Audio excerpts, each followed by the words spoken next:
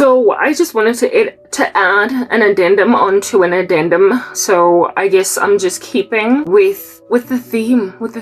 I kept the wig. I just keep wearing it. But I'm still rocking like an ancient outfit. And it doesn't matter. Today is the 30th of June 2026. I had to add an addendum because maybe, just maybe, after the thing that I said last time, go very possible in these zitratas of ours that you will do what I said you must do. Nina any divina indaba yokuthi kwamele ukuthi ngibuye ngizokhuluma lana. So I figured I'm gonna add this as an addendum. As we speak, namhlanje, it's the 30th of June and I'm 70% past done with my course. 70. Listen, 70. And I'm about to do my second assignment. So it appears ukuthi umuntu uzoqeda lana, and yeah, I am still not failing. So hoo, your spells failed. Anyway, niyazi ukuthi kushubile kuhure. Wiki ena itzang. Next, I'm not gonna try too hard. I'm just adding an addendum. I don't know how many parts it's gonna be, but I'm adding an addendum on top of an addendum. The first part was an addendum. I added an addendum and now I'm adding an addendum on top of an addendum because it's gonna be one big long video because I don't have energy. I don't have spunk fever and feist. Yeah, like growling. I don't have any of that in me. Busy hure on the spot spinning like itopo. No. I thought seeing as I'm done with my unit 7. So I'm like 70% done with my course. Amen. That I'm gonna sit here tomorrow and talk about this particular issue. And I'm like, hey, if I speak from the beginning, maybe even hopping over into the next day, bona, addendum just day before. Wiki with the red outfit. Addendum. Yeah, about 8 parts. So hankara ke qala from scratch, as in ke qeta go tlhapa meno, ke qeta go ja coffee, go nwa coffee. If I start from scratch I'm gonna be here for 16 hours and ain't nobody doing any of it anymore. Ain't nobody. I have a future to go and grab. Listen, ingati smash and grab. Go traffic somewhere in South Africa. In South Africa. I'm not gonna go and smash and grab. Like, all of my energy and my time. Anymore. Electric blanket yang praya. Ha ke tlo tlafana ke ntse ke busy nna ntse ke bua le lena lo lotlhe le kopane le fapantshitse di heads tsa lona lo lotlhe trying to kill me for 16 hours. Listen, that day has come, my darlings, and that day has gone. Katilengan kodwa leyo na megwi passion that I felt ukuthi kwemele ngi addition on top of this thing, though there's like a 14-part series still up and coming. So far we're sitting on 22 parts. Listen, this is now part 23. Look at me go over several days. It'll be a whole chunky upload, and it depends heavily and hotly on whether or not you actually send me an apology, because that, my dears, is a total prerequisite for me to post this content. Since I'm dragging my feet through the Mzansian mud, miring my shoes in their Mzansian disposition. I'm done doing any of that. Mamela, we are done. So, addendum. I have to add this. I don't know how long I'm going to be talking for, Mara. I have to add this. Before we add, okay, laitsi hore ho shubile. A motho a qala sentence ya gage ore discourse, conversational discourse ya gage. Ka waiting ame. Utlwelang, waiting. Ga le thoma sentence ka waiting laitsi hore ho shubile ga kere. Ga kere bongwanza, bontswizer, bozumzazi. Bozumbaishas. Alright, at least we gave you puppy names la itsi. Ore ho shubile hakaka. A motho a qala sentence. And that's where I'm starting. And herein lies that particular sentence. Beginning of my discourse. Waiting Mzansi, Dankisa. Waiting South Africa, Dankisa. Waiting Diabolose, Danki yet again son. Waiting. As in Zinja. Guzo Shubalana. Grandshap and Filangati already so Shubilogota and Filangati Gunet denial. A very heavy, a haughty, a hard knock, intense. Grandshap in a ma fangs. It's got peach fuzz and fur on its body. Waiting Mzansi. You know, I do that. No, but you chose to. La Kenya Latin. And then Hane Hansekidutifana. Kishibila situation in a Kenyan etinang. I'm like, Nyayate. Fahua Kenya and a Fahua Dina. And give water steam. Ha ro bina. Go bina this time around. Ha hona need. Ke feditse. Metanso di theatrical production. Utlwelang. Tseo tsona we're done ngazo. Hallelujah. No referite ka metanso. Thespian activity theatrics. We're done. Waiting Mzansi, yazini South Africa. Na, shem waiting khetang lebe le kgetholle ntho le kgethile. Ebe ele trap ka okapi. No, iseng e go tlhabe ka okapi se ke la bana motho a tenegile a be a ba go lahlela ka thipa. Ha go kwaze ka yona hana nako yona lo ntse go charger ore a go kwaze mara o go lahlela ka yona because it's going to take too long for them to get to you ka thipa. Kunjalo. Nani nina Mzansi the wengihlanga ngakhona ingathi umuntu nje anganikapa ngomese or ngesibhamu or ngeokapi anything nje feel that they're supposed to get a little closer to you using just to target you to get to you mara the way batenegile nkateng they just copy you with it as in copy you with it you're like as in ayilahlele motho na vela lotsa ya none alotsa thipa a re wa a o lahlele ka yona go kitchening o tsela o feeling ka go tlaela. It's like the difference between face dog, like as in somebody punching you in. Mamela, that's gotta hurt, you know what I'm saying? Yeah, limpama. You know how mpama ifetula batho ditlaila? It doesn't hurt as much as facey. Mpama, you're unlikely going to get a broken bone guy, a dislodged jaw, unless mpama ya Hercules or mpama ya Superman. For the larger majority, it's just gonna leave 5 finger and fella on your face. Mara a broken bones. Haitlo induce a hospitalization. Just in fella uguti wisdom journey, chilling there like stars going around your head. Ngati we pop vele. What just happened? Like, did that just happen? Yeah. Tonse instead of dubulwa ngesibhamu or ukuyogwazwa ngomese kwamele nje nyo lahlela ngayo ngolahlelwa ngayo lo lahlelwa like as in motho a go kapeka yona. Mzansi, you deserve all that. Banikape kama okapi banikape ngomese banikape ngesibhamu dog. Bavele baphume intweni eyiningi ngoba nidom.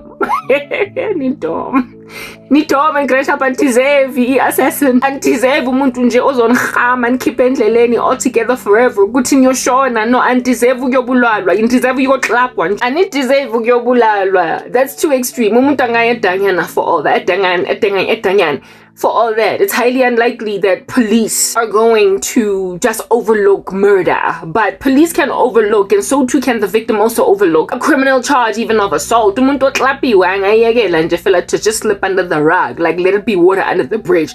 Kodwa umuntu odubulilwe kwamele manje siyovula ama case abophoyisa. The state is going to open a case. It's a crime. The state is going to come at you pouncing like a beast.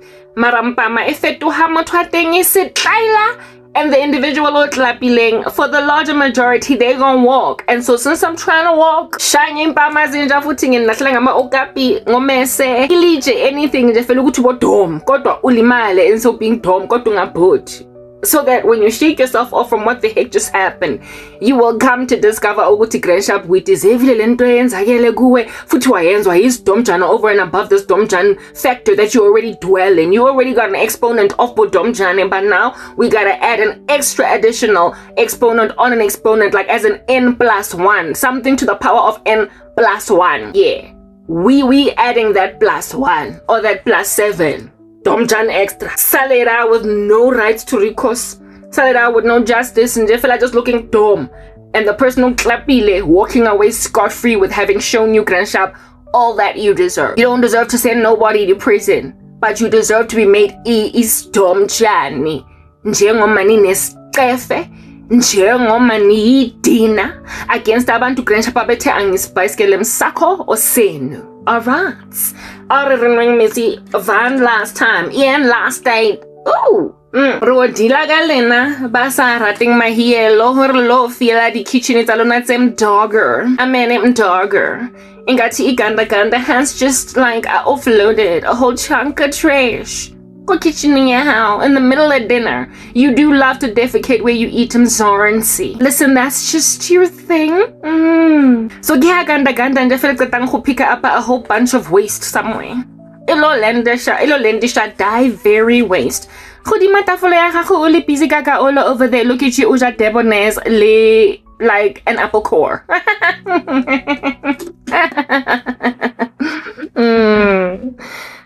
Kangani Mzansi, as in I've been making observations. Tinalai Jaratini. Let's just put that out there. You don't deserve even that.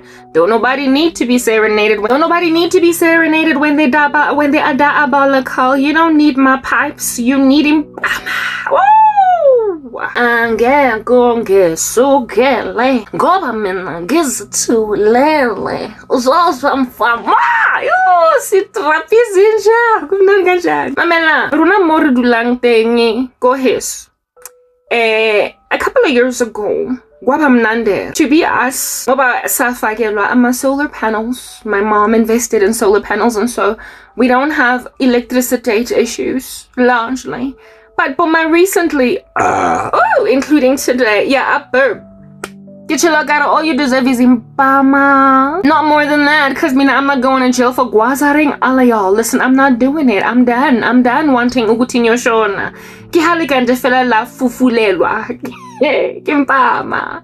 Like, listen, sweat on something, she just do that. Fanning yourselves on some unklapile. Listen, are you gonna let her? Are you gonna let her? Salang definitely let's test with dust. Almost fast at home. Anyway. I'm so hilarious. Mamelang rona ba siya pangkari o kapine. Regrele di solar panels rona mo heso. However, recently, past couple of weeks, maybe in this month, in June, cause kiri 30 June, kaje kwa ki recorda. My first recording is up and coming. Yes. Ngati SLC back in the day when I was in high school, it's coming. It's like over 3 days. 3 different days at different iterations, and this is now the 3rd day, just to show you down in these streets. Mara at the same time, it's like I can get different batches. Mamela, as in groveling, snot and rana, having lost kirlimeno, the way that on the concrete cutting. Baby, please don't go. Look at that. And Timpama, I guess that thing. Yeah, I'm not doing this over more than 1 series. So you're gonna have to go all that over 20 days. I don't care. DMs and in 1 sitting. If nyalalela, if andaleli, futi. On the day when you do lalela, like I'm Nelly Furtado or whatever. I'm like a bang. She don't got tongues of cool up, but listen, sister can't help. Sister can't help it, so she done did it. Ni grand ngarni angisazo ziroba namatambo and everything. It's in your con. Like, yeah. To try and reach some buggers for Jesus. Like, listen, ain't nobody doing any of that. I'm just gonna do barely enough, keep my same template in this one part. I hope this is the last time that I'm adding to this. Nah. Maraki herit. Because king karona regradi solar panels mara the past month entlulile ya June. Khwaba le di power cut tse ding tse kotsi tse imelang tse kukileng disaga tsa masaga a ditapole le santa in our neighborhood. Yamaho ke Burbia. Suburban place, yeah. It's a suburb. Angisho Namzanzi, African politicians, South African politicians. You are catering to white neighborhoods only, but now it looks like you coming like down. Ingati ton of bricks to suburbia Malung. It's not like upmarket suburbia Malung. It's not exactly Santon. Last Salakona in Vilgevo. Look at you, target now poorer whites or middle class whites, as opposed to those that are just affluent, opulently just dwelling in the dusty streets of Santon, because they's about to get dusty. You are evidencing, or you're still in group areas at where when then the government is so corrupt that there's like little to no money. I guess since we're not developing public infrastructure, black people, we have outdone ourselves. There's no more that we can steal from you anymore. Like, no more. It's funny because this video, the 14 part, I'm lamenting against white folk that are just standing back doing nothing, like hanging out like they're some homies or whatever in the midst of all this nasty, all their complacency. And I'm like, listen, you might not be defecating where you eat, but at the same time, if everybody is defecating where you eat and you don't do anything about it, you will in yourself also live amidst feces, even though you try to keep your own tiny little, isolated, like weird little hubris, like cubicle that you're in. Yeah. Your small little silo, clean. Bottom line is, if everybody just keeps defecating, like, listen, everywhere, yeah, it's gonna come to you and it's gonna stank up even your neighborhood. So these complacent whites that I'm lamenting against in my first, like, 14 part that's up and coming, we're already enduring all that now. Look at me adding additions onto extra additions and change orders. Obviously, I was a project manager, duh. Even then, for a South African company that just always meets them, because, like, when are you ever going to deliver stuff on time? No, mamelang mo stretching mona. Ntsere khokhoba. Nkare le dinoga or whatever. Listen. Rudy Poort, wil gejuffel. Hierso waar ek woon. Ja, dis 'n groep area nou nee. Julle is soos die coloreds of the Indians or whatever. You know how black people received the worst in the days of apartheid, and then followed by Amakalati and then Amandi, and then whites got the best? Yeah, whites were simply the best. Ingathi ngabo Tina Turner. Look at that oxymoronical statement. Woo! What's on my mean? After all, I'm not as angry as I used to be. I had a time when I was full of murder. Now I'm just full of mbama. There is still something assaulting in me, but this time I'm self-preserving enough to not put the conscience of your ugly, like, dirty, diabolical Satan blood on my shoulder. I don't want any of your blood splatter. Your epithelial cells in my fingernails. I'll take that. Yeah. Mahua. Listen. White folk, simply the best. I guess not, right? Look at you be like reverse group areas activists, if at all you like a middle income white person or whatever.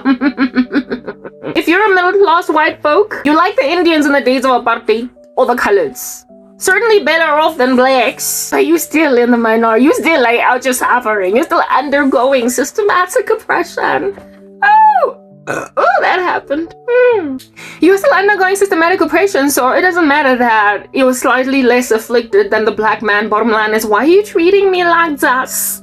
Why are you treating me like this? Why you treat me like this? What I ever do to deserve this treatment? I don't appreciate it to know. Why you treat me like that? I don't wanna cry. Colors be out here, Indians be out here on some why you treating me like this. At the end of the day, I don't deserve to be downsized in comparison to another rights. I am also a person. Why you treat me like I'm not a person? Yeah, coloreds be like, why you treat me like this? Indians be like, why you treat me like this? And of course, the biggest complaint was from the black. Why you treat us like this? There ain't no white man in the days of apartheid be like, why you treat me like this? Why you treat me like this? Why? Because they hate it's best, you know, like Tina Turner. Simply the best. They hate it's the best. So if you're not busy saying why you treat me like this, you're essentially benefited by an oppressive regime that don't got nobody else's back. When you are still asking why you treat me like this, sounding like Carol there from El Dorado Park, eh? Why when you're still out just sounding like Carol from Eldo's even though you're Carol from Houghton?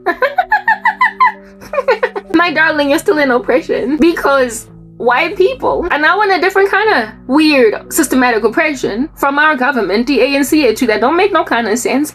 Black leadership be out just squelching all juice out of the country, juicing it like it is some lemons or whatever, and don't nobody be out here making no lemonade. You know, in the 14-part series, I was even lamenting. I was like, I need to stop speaking ebonics. I also need to stop speaking slang, like weird, crazy, like ungrammatically refined English, because I'm about to go and teach English. And then South Africa just kept being itself, and I was like, I'm going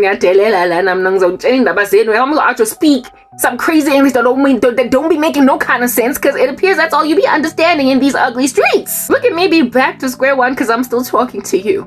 Yeah, no longer am I a refined English teacher that cannot be caught dead anywhere speaking language that is non-language like.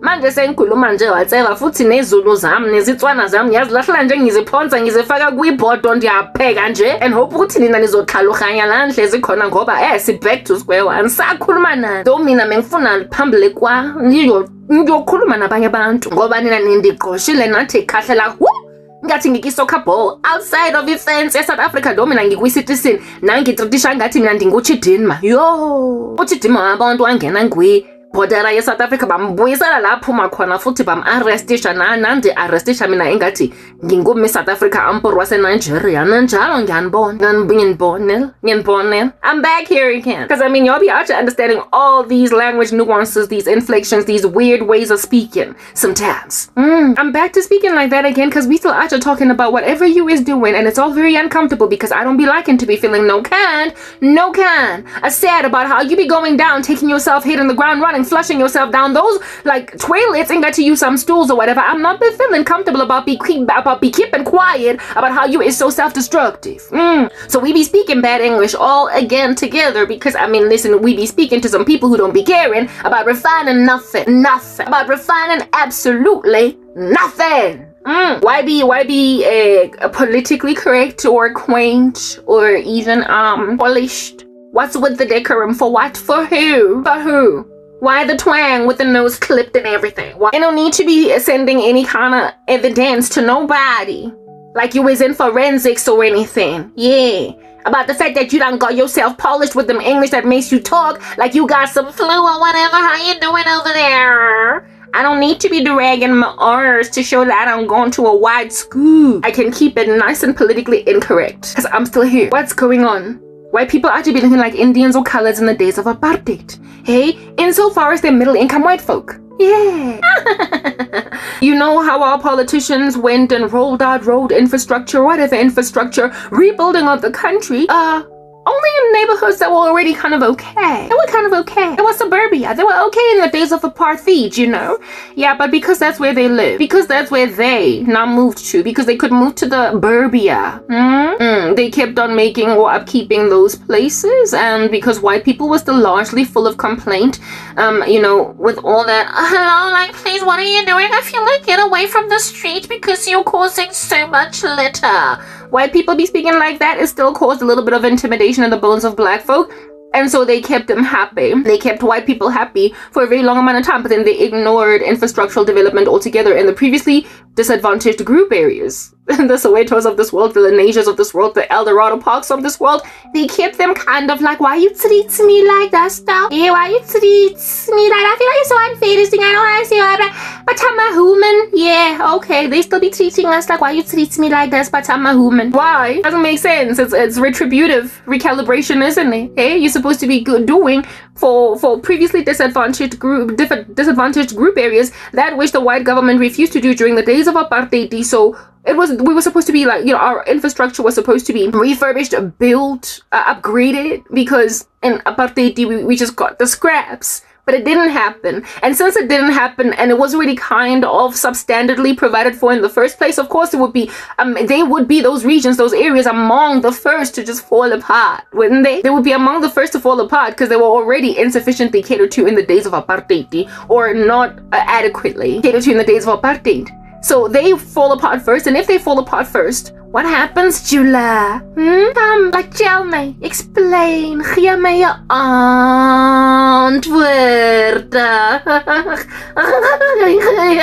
Gee my je antwoord, ek wag vir julle. Sit julle soos toetseles vir wat? Ja, julle het nie antwoord omdat ek is gooiing jou met die conviction, yeah. Julle tumperka conviction, cause I mean, as ek gaan drink again. Mamelang lona din swatset lapiwang khadi sabulawa. If at all the previously disadvantaged groups fall apart, because already they were getting scraps in the days of apartheid, at some point as you progress, I don't know, 30 years post-democracy, they're going to be looking some kind of nasty. They're going to be looking some kind of, I don't know what's going on over there. They're going to be looking some kind of like, what you do over there? Like, listen, I'm not trying to do it no more. No more. So if you don't cater to black areas, colored areas, Indian areas, let's stick rather to the Indian areas and the colored areas, because we're talking about the Indian and the colored areas. I'm always talking about the previously disadvantaged group areas of black folk, because I'm black and largely that's where I came from. But I mean, like, white folk are today in 2026 being treated more like the whites. Not the whites, but the Indians or the colors of the apartheid regime. Still substandardly treated, but much better than blacks. Okay. Listen, you guys. Listen. If at all, Aldo's gets like punctured like a tire, and it's like no longer here because you did not cater to it as adequately as you catered to Sandton, Pasonia, as you catered to Vilgehevel, as you basically the previously white areas, if all those areas remained white, if they stayed white, if they did not get flooded by black people like Hillbrow and Berea, etc., if they stayed white and black and other races, people just kind of trickled in there a little bit, and so neighborhoods are still today diverse, but not largely black, like Naturina just became black, you know what I mean? Yeah, type establishment thing. If they were still maintained with some kind of white presence over there, the black government still continued to cater to it. They continued to build over there. They moved over there because they wanted to be among white folk, hey? They wanted to be associated with the previously advantaged, and so they sat around among them. They sat around among them. I mean, like, listen, can you have that much infrastructural amnesia to completely forget Yeovil and Berea, but pay all your attention to Killarney and Houghton? How did you get that done? How did you succeed to just build and build and build and improve in Sandton, but like forget about Alex? It's not like you don't see it around the corner. It's not like you don't just skip over a highway and see it, but you didn't cater to them because it's so full of black people. We don't care, and we're gonna act when we're building roads and we're hooking up skyscrapers and cleaning streets and sending dustbin collectors on time. We're gonna completely ignore that. Just over the highway. So over the highway, there's Diepsloot right next to Muldersdrift. And yeah, we're gonna totally have selective amnesia about sweeping streets. We gonna sweep in the same geographical location, but ignore a street like it's literally the border of South Africa with Zimbabwe or the border of South Africa. We're gonna ignore black areas like it's the border of South Africa with Lesotho or something. It's not me responsibility. I'm not Lesotho, I'm not Botswana. Me, I'm not Namibian. Me, I'm not Zimbabwean. So when I sweep the border, I sweep carefully with a demarcation. I use a ruler. I make sure that there's an invisible glass that make it such that when I sweep just inside South Africa, because me, I'm not Zimbabwean. I'm not trying to invest my municipal funds here to go and sweep the strat funds South Africa of Zimbabwe for what, for who. I'm going to carefully sweep and completely disregard the apple core and the fish and chips on the floor of Zimbabwe, even if it's just one footstep into the border of Zimbabwe, past the border of Zimbabwe. Yeah, so the South African government went and treated Alex. They went and treated Naturina. They went and treated Soweto. They went and treated Diepsloot like it was Zimbabwe, which is just kissing South Africa. But it's not South Africa, so I'm not investing any of my municipal funds on there. I'm not going to use taxpayer money to sweep Zimbabwe. Like, no, I'm not going to use South African taxpayer money to sweep Zimbabwe. It doesn't make sense. I would understand that. I don't want South African taxpayers sweeping the streets of Zimbabwe. May the South African street cleaners stay inside South Africa, even if you're cleaning at the border, indeed. But I mean, when you treat Diepsloot like it's Zim, for real. When you treat what do you call this, Alex, like it's Zim. When you treat Soweto like it's Zim. When you treat Naturina and Cosmo City like it's Zim. Wait, when Cosmo City in particular is chilling right next to North Riding? Okay, my darling. Very well. On that day, I see what you're doing over here. You be trying to act like I'm not a South African. You also be trying to act like I ain't no taxpayer. You also be trying to act like I in myself don't deserve no like infrastructural development all up in my streets. Cause listen, you be trying to act like I ain't no South African when I'm entirely chilling out here in these dirty streets of Soweto with a green barcoded ID book, or if at all we're gonna come into 2026. It says 840808 like etc. ID number. I'm born and bred all up in these streets. Blood is rainbow. South African. But you're treating me like I'm in, like you're treating my streets like the dirt therein is an apple core at the border of South Africa and Zimbabwe, and it just so happened to have gone one footstep over that demarcation. So I'm not trying to use my taxpayer money to be dealing with no Zim stuff. So seeing as the previously disadvantaged areas of this country were treated like bordering countries to South Africa, they were treated like Lesotho and Botswana. I mean, yeah, of course. Seeing as Lesotho and Botswana don't have their own government, proverbially, of course, we're using metaphors here, so it would be seeing as Alex doesn't have its own unique government, seeing as Soweto doesn't have its own unique government, seeing as it is not a nation in its own and doesn't have individuals with their own unique nationality, their own flag, their own passports, and their own barriers, their own internationally recognized borders. We are then subjugated to the tyranny of being like the left outs. I don't know if you've seen the movie Divergent. I loved it like I love my afro. Hey. In the movie Divergent, there are these group of people that if at all they don't make it into erudite or or candor or whatever, dauntless, the various groups that people get, the various factions that people get divided into, if they don't qualify after going through a series of tests to enter into any of these factions, I forgot what all of them were. If they don't qualify, then they get taken out to be like almost like hobos, like unlisted, unregistered, undocumented. You're gonna have to get the exact terminology from the movie Divergent. Yeah, when you're outside, you're no one. You don't get food. The government doesn't cater to you. You basically, you have to, you live like thugs. You steal to survive, or you're always in hiding. You're always running. You're never safe. You don't have housing, shelter. You're frankly a hobo. So if you are a section of the country that does not receive taxpayer enablement through government initiatives, you are like the outsiders in that movie Divergent, and previously disadvantaged group areas in the same sort of kind of sliding scales that was the issue even in the days of apartheid, slowly but surely became outsiders after the new regime, whatever you want to call it. It's a new regime. After the new South Africa was brought into power, and our presidents, all of whom have been black ever since then, did a thing. Black areas became outliers, and then shortly after that it became colored areas, and then Indian areas. Just ignore them. But I mean, some demographics in this country are quite independent, and so in spite of your preparedness to cater to certain local infrastructure, they sort of kind of have their own back. They sort of kind of keep their own backyards. But you know how black folk just defecate where they eat? I mean, you've seen our streets, you've smelled the urine when you're walking up and down the streets of our Gassies. Nobody even tried over there to correct essentially the social character flaw of black people by retraining them how to keep your places. Now that we care. Hey, like, it's the difference between a child that is living on the street with nobody caring for them versus one that gets adopted and brought into a house. You start to teach them how to take a bath every day, keep that going, keep themselves clean, that they might be more socially acceptable amidst people now who are not homeless. You teach them. So black folk would have been nicely retrained to keep their houses better, their street where they were staying, their environments.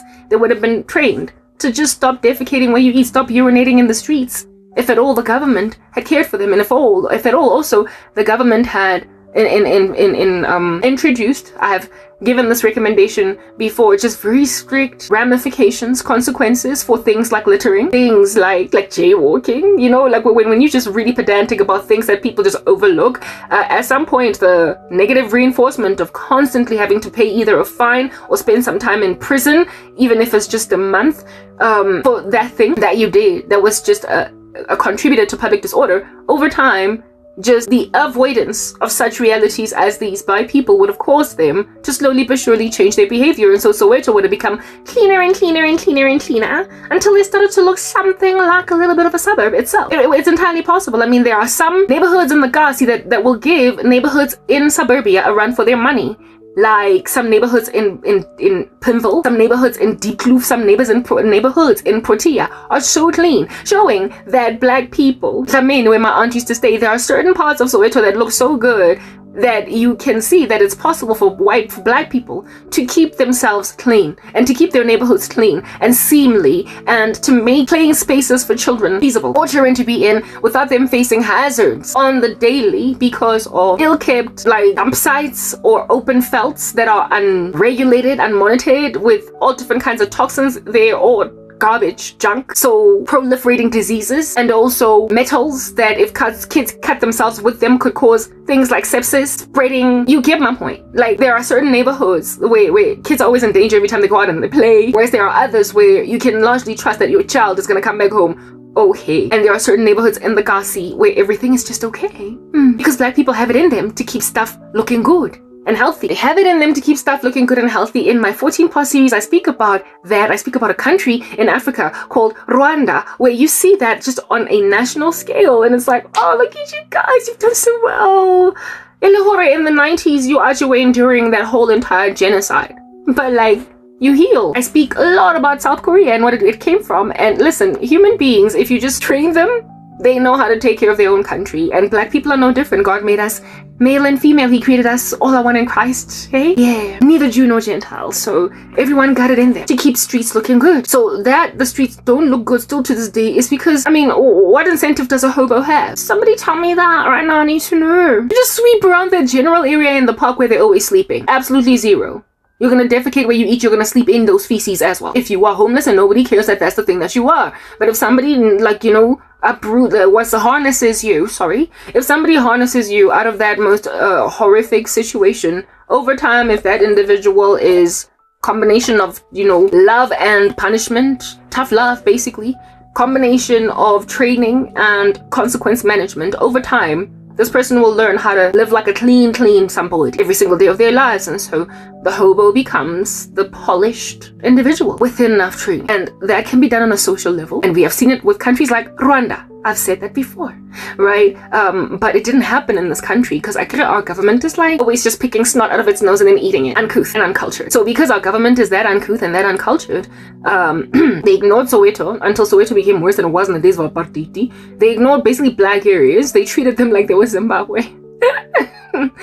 Just around the border, you're close enough for me to get to you when I'm busy just wiping the kitchen counter, but I'm just not going to do it because I'm not going to use my jig on your surface. It's my jig. And I'm not catering to my neighbor's dirty kitchen counter with my jig, with my bleach. So yeah, it's our taxpayer money, so we don't owe Zimbabwe jack. I get it. But like, we're not Zimbabwe out. However, when you're treating us like Zimbabwe, we get that you're at the border. Close enough to benefit from something that we're doing nationally. But we're not gonna do it. When you treat your own citizens like they are bordering freaking countries, yo, dog. I mean, obviously that particular bordering country is not going to have anything, because I get it, it's not an actual bordering country. It's actually in the country. It is part of South Africa. So if it is part of South Africa, and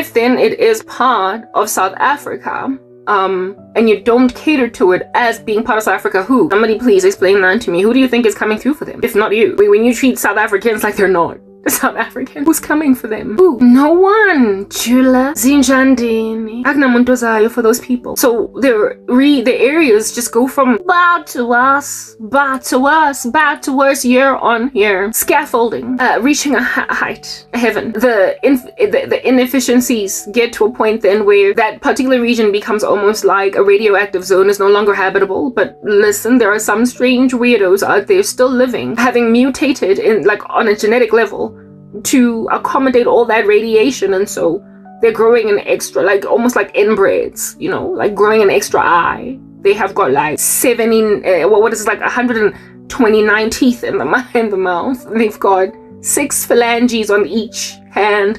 They're an inbred weirdo species that, as a result of just being like endured through trash for so long and consuming so many toxins, they no longer look human. And now you start to treat people that are no longer looking human like they're alien. And so treatment of them just worsens over time, and that's what's happened with black people. You made black neighborhoods of people living therein like inbreds, just entirely uncultured, with such completely different backgrounds and experiences from the rest of the country that they can't relate, such that a South African that has only ever grown up in a certain neighborhood can't relate with the sorrows of most South Africans that are these inbreds. Of course, I'm using metaphors here, right? They can't relate. Many of y'all in the middle class cannot relate with the plight of the excruciatingly poverty-stricken. Y'all can't, though you live in the same country, and sometimes you're separated from them by mere footsteps. Just as in the case of Maldus Drift and Deep Sloyer Denoso, mere footsteps, or even Reimsig, or just separated from them by mere footsteps, like Alex and Sam. You live right next door, but you can't understand. Like, their reality is so vastly divorced from your own that you don't get it. You don't know what they're talking about.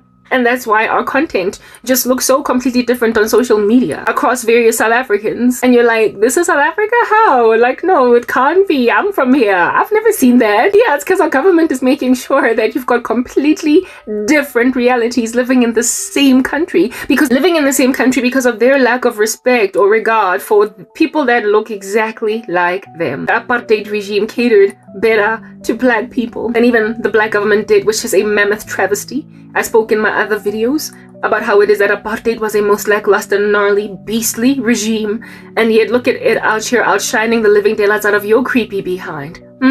New South Africa. And that is because of the black government that does not want to take blame for what it has done. No, not because they're black, but because as a result of coming into power, you then went on right ahead to make all blacks look like crazy trash by being so corrupt and so thirsty and hungry for everybody's wealth, that you would withhold wealth from those that you could take it from. Because, I mean, listen, a bully does not go for the biggest, chunky, most baddest giant on the school playground, okay? A bully goes for the smallest little child that can't fend for themselves, but that has got a lot to themselves, that has a lot going on for themselves, enough for them to successfully steal from them. So, of course, the black government did not outcome, not first, not yet, at whites. They were too strong. They were the big chunky bully, the big chunky previous bully. After apartheid ended, they were still too muscular. So they came at blacks, of course, duh. And they came then at coloreds and Indians. Those who could protect themselves protected themselves with generational wealth. You know how Indians got that down?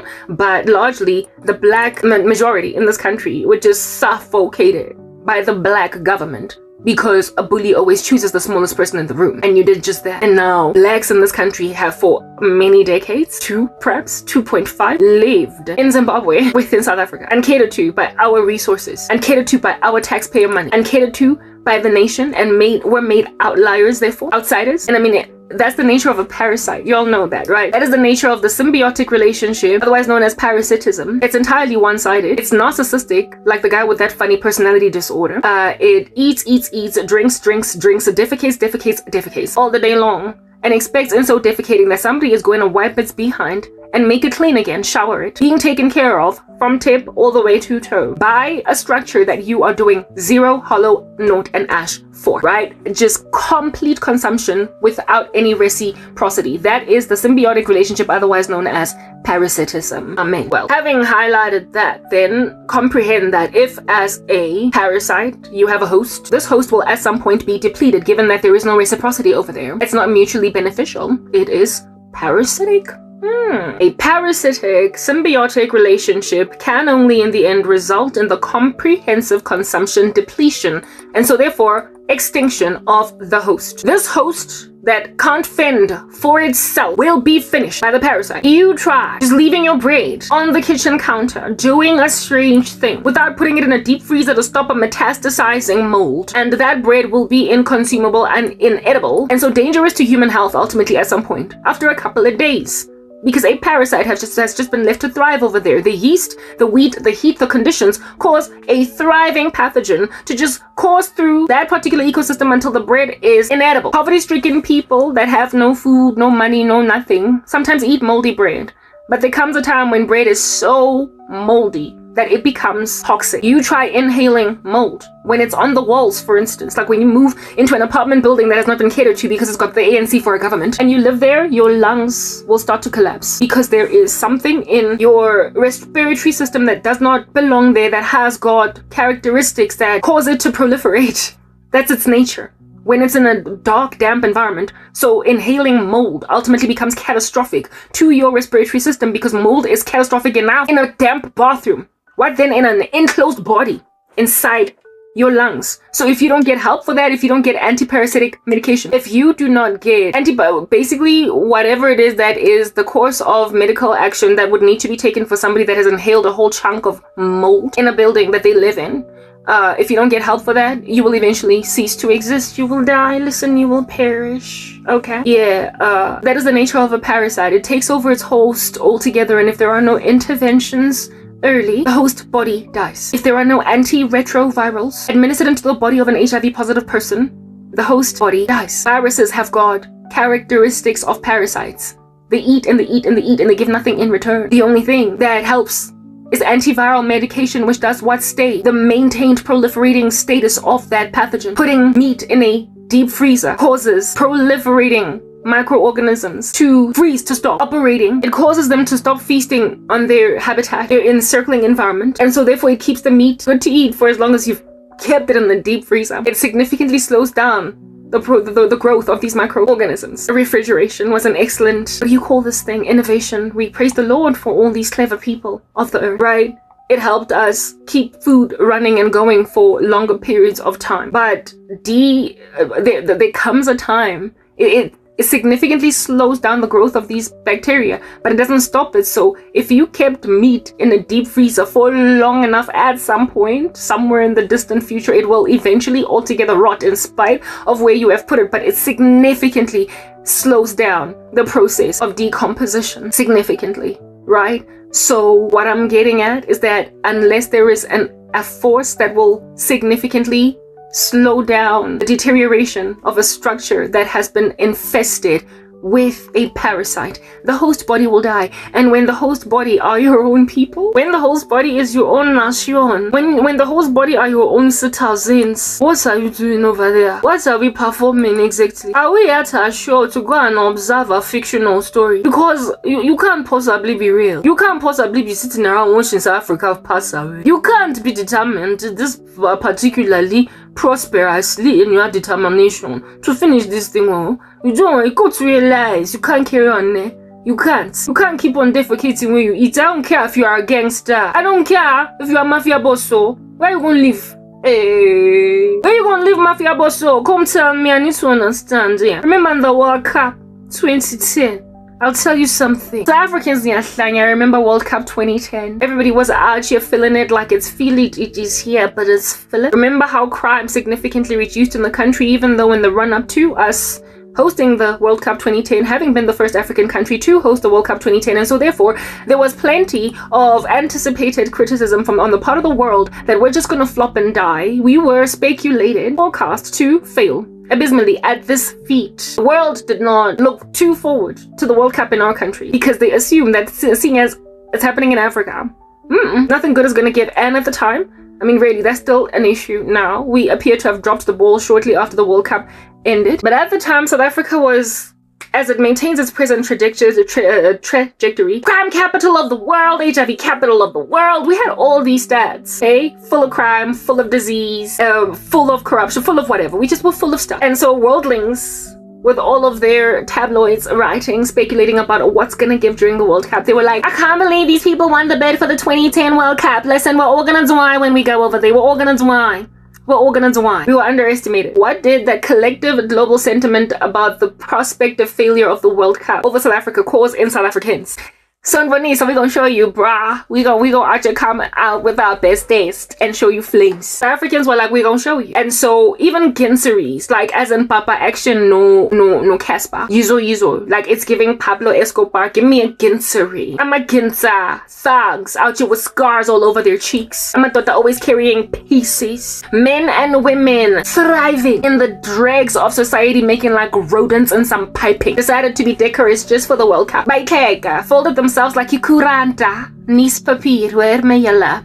They put themselves in a bunch, at least for the duration of time that it would take for the World Cup to start and end. Crime significantly reduced in the country during the World Cup. And the way that South Africans kept themselves, they were well behaved. Like kids that are told that the principal is going to inspect their classroom for the day. And so usually under normal circumstances where they don't wear their uniform right, and they've got a weird colored shirt underneath their uniform that shows, and so therefore messes with the CI on the one day after their teacher tells them that the principal is going to come and inspect you tomorrow, so you better be on your A game, buggers. These kids rock up the one day of the year when the principal has been scheduled to come and check on their uniform, will be properly dressed, because they just don't want, first and foremost, to get in trouble in themselves, and they perhaps maybe don't want a bad reflection on them by that which is a structure that has got power to grade them or rule, make a decision over what under heaven it is that are their futures in that particular institution.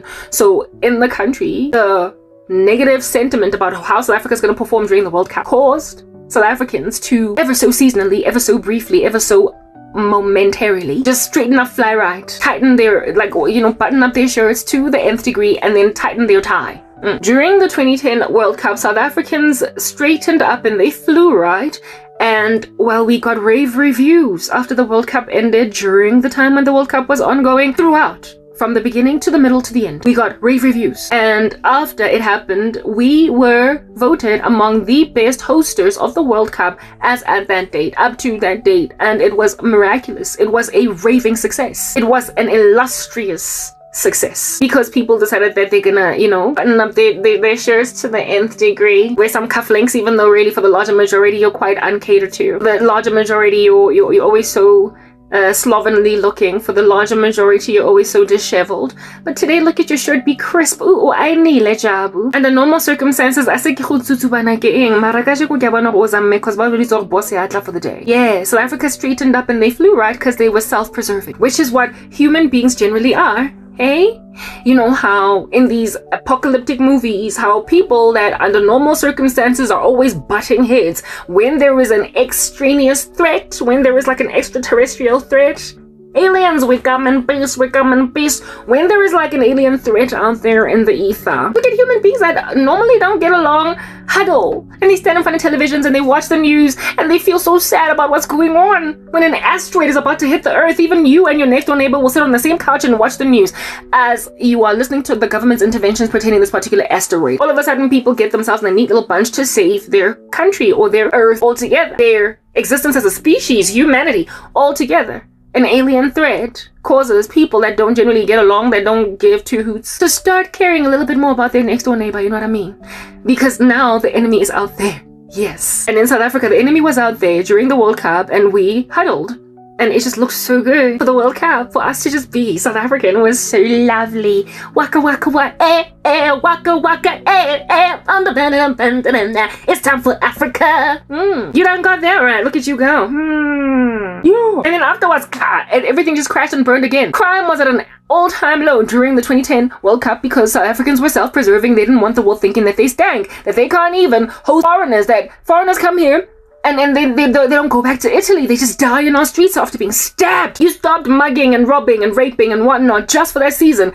Even the hard knock, like itchy finger terrorist in the country of a Ginser just became a law-abiding citizen for that minute. That